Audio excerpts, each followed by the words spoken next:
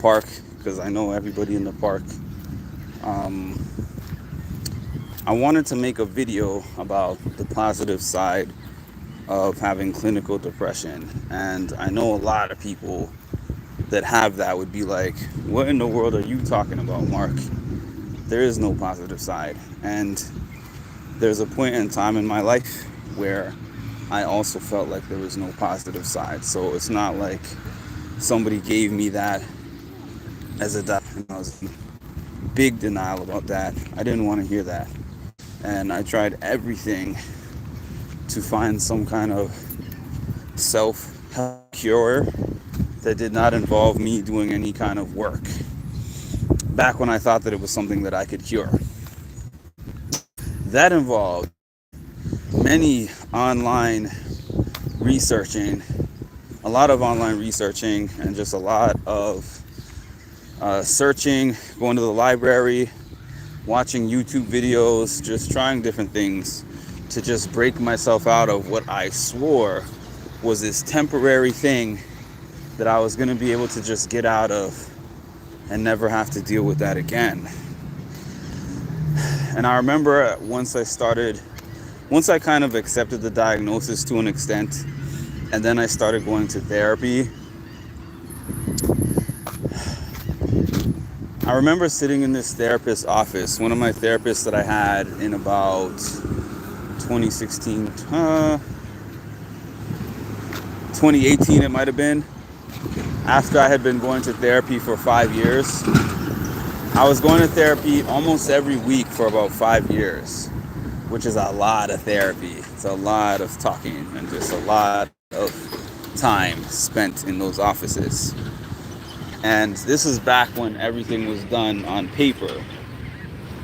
It's a more recent thing that people type up all their notes, but there's a time when people had their therapy notes and they were all written down and put in a folder. So I remember my therapist was like, she took out my folder right before this session ended, because usually I never saw her writing notes.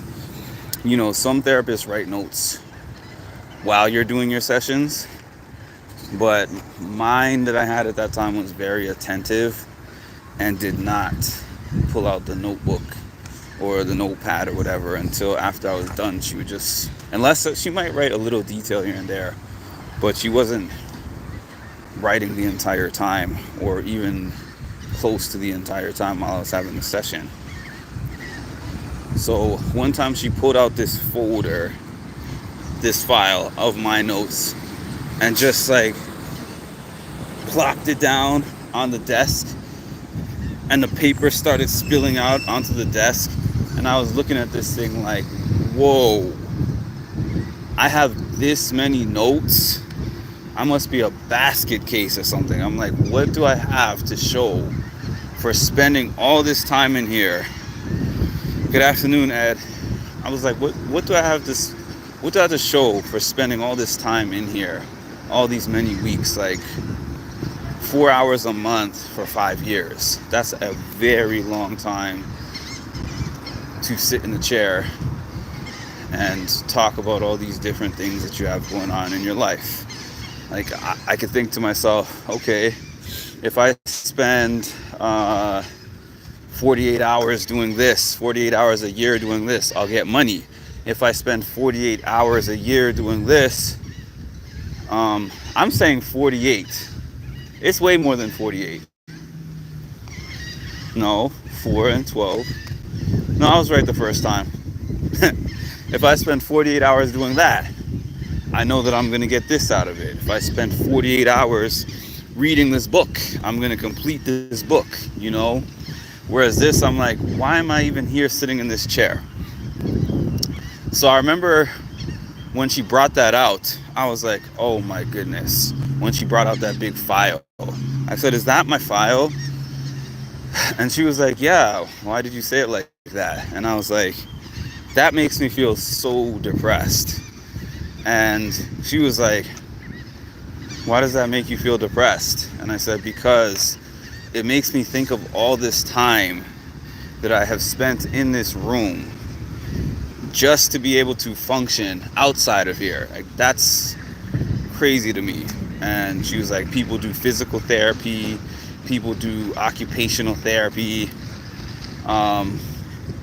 people do physical work to be able to function. So why should you feel any kind of a way about doing mental work to keep yourself stable and to keep yourself functioning? She was like, a lot of people are not brave enough or strong enough to spend that time and put in that work doing that for themselves. It's a form of self-care and it's a form of self-love. And even just saying that didn't make me feel any better at that time. But where it did make me feel better is that I remember there was a point in time where I handled problems just like my family before me, especially the men in my family, which was, it bothers me, but I have to keep going because I have to be strong, I have to be tough. So I wouldn't talk about it. I wouldn't process it. I would just keep moving and keep going. And it worked for a while until it didn't work. That's what ended me up in the therapy in the first place. Going the first 23, 24 years of my life, just being like, let me not think about it, and moving forward from there. So the way that I see the positives in it now is that over the course of that time period, which I want to say was about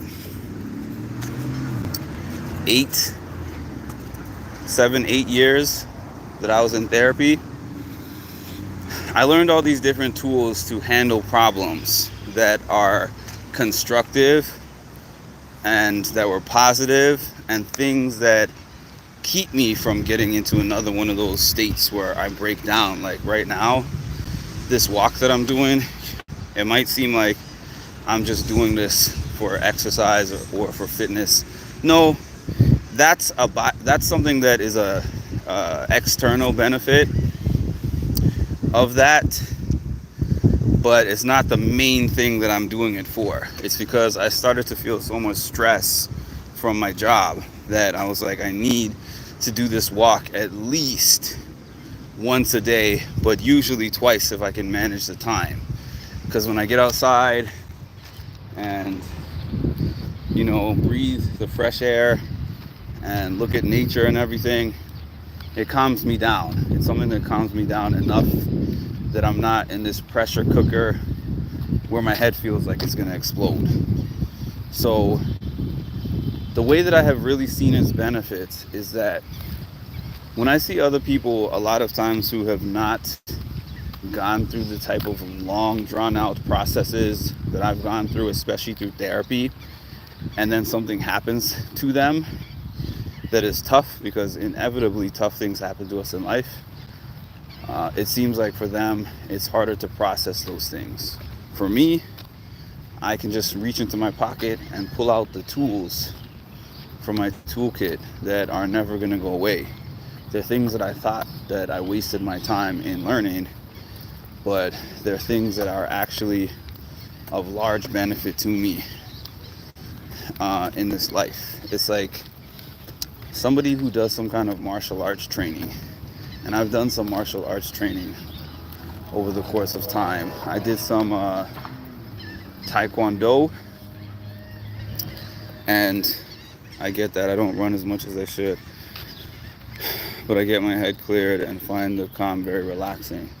Yeah, so I did like this Taekwondo, and you'll see those martial arts movies where the person is like, I want to learn Taekwondo so that I can beat someone up.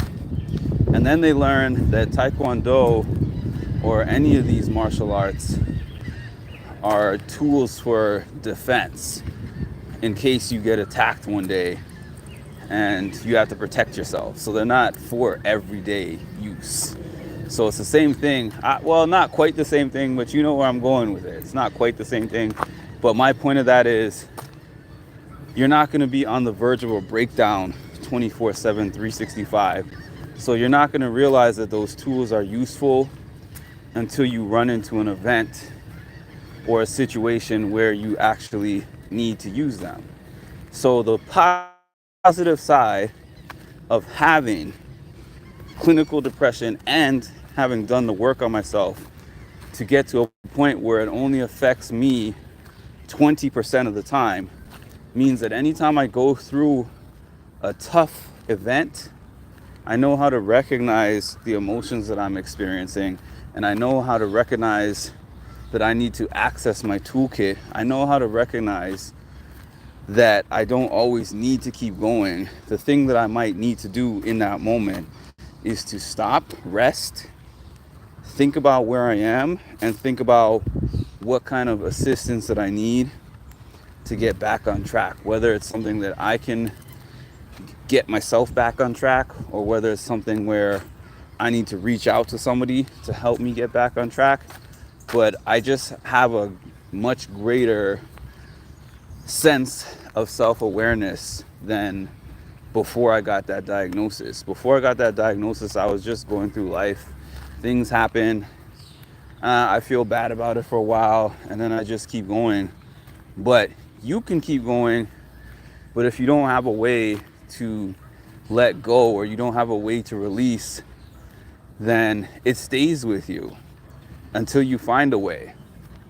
And sometimes the ways that people find are not healthy ones. So I have many healthy tools in the toolkit that I can reach in and grab whenever times get tough, or whenever I'm feeling down, or whenever something major happens to me.